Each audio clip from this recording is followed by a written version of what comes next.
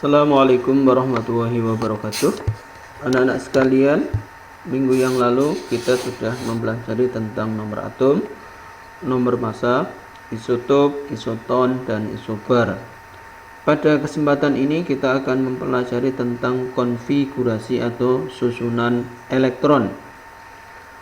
Pengisian elektron di sekitar inti ini ada beberapa aturan atau kaidah untuk mengisi tersebut. Di antara aturan tersebut, yang pertama adalah aturan Aufbau.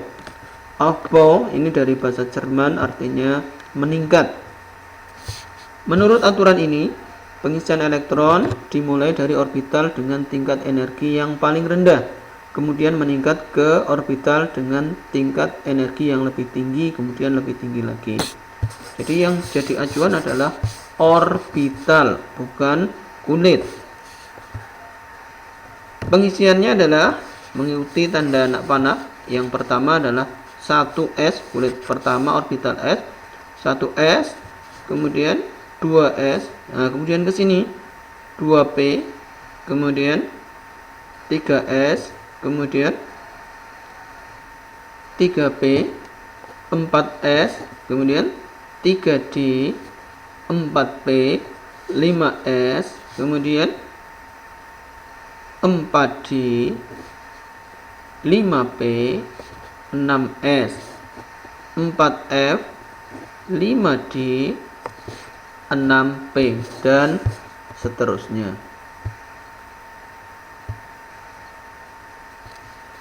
Nah, kemarin ini sebagai catatan, ada hal yang ingin saya tegaskan. Tadi yang menjadi batasan adalah orbital, ya, orbital.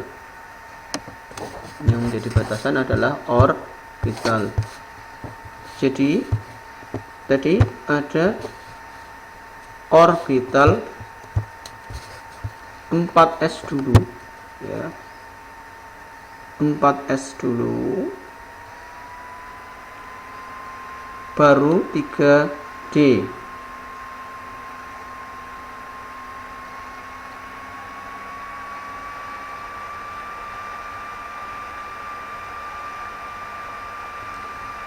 Nah, ini orbital 4s, ini energinya lebih rendah dibanding 3D.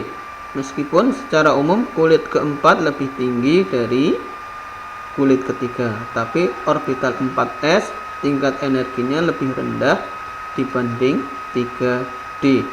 Yang menjadi acuan adalah orbital, bukan kulit.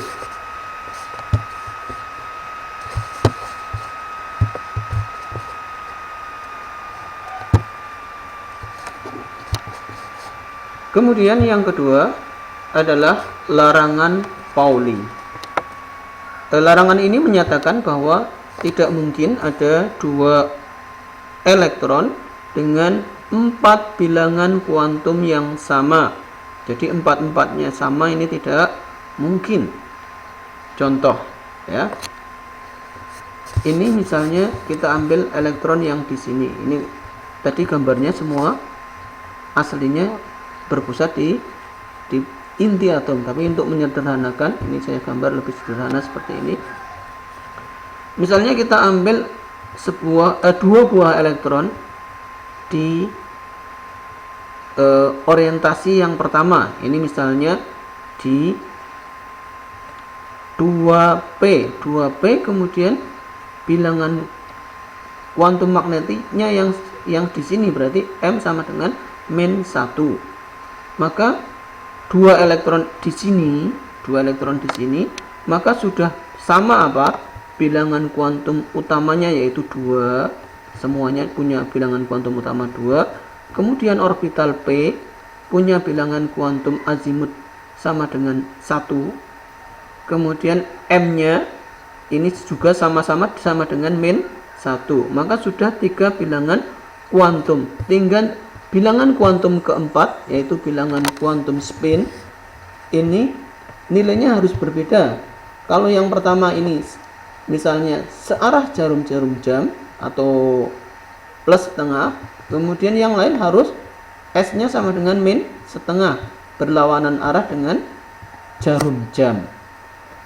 Maka kalau kita tambahi satu elektron lagi di sini searah jarum jam, maka ini 4 bilangan kuantumnya akan sama, atau searah dengan ini.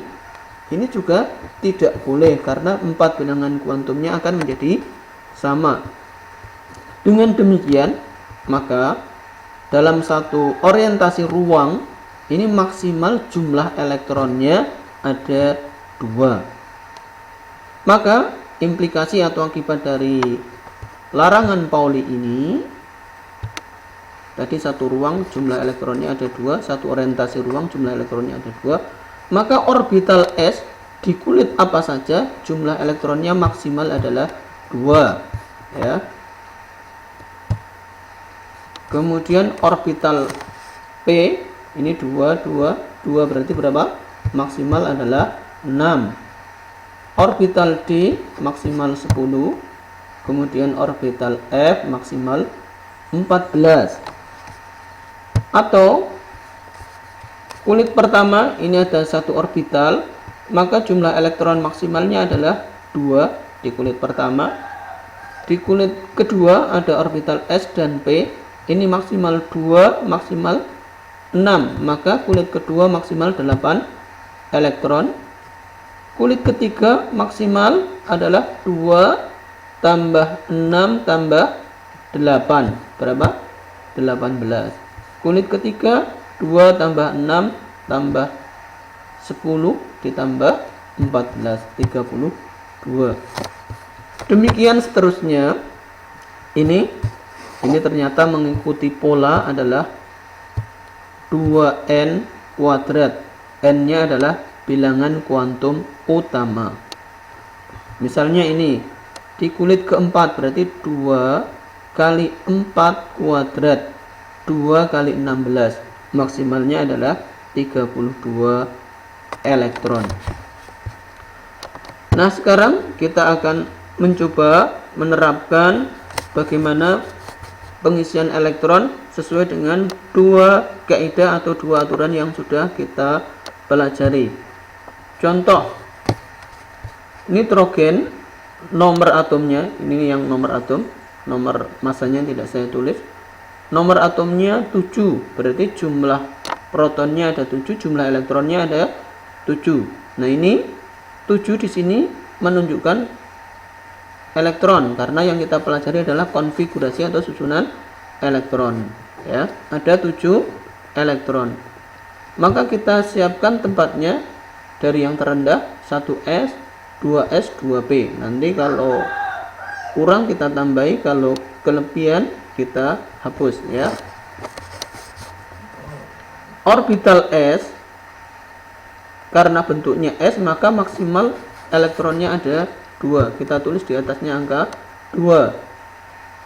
Kemudian 2s ini bentuk S lagi, berarti maksimal 2. Kemudian ini sudah 2 berarti sudah 4 elektron. Masih ada 7 kurangi 4, ada 3 elektron lagi.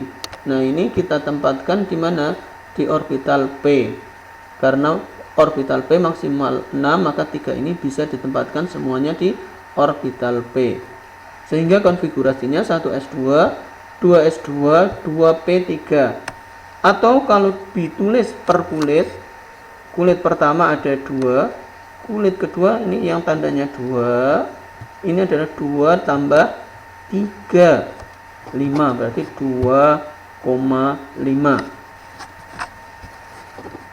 Contoh kedua 16s, maka konfigurasinya S maksimal 2s 1s2, kemudian 2s2, P maksimal berapa?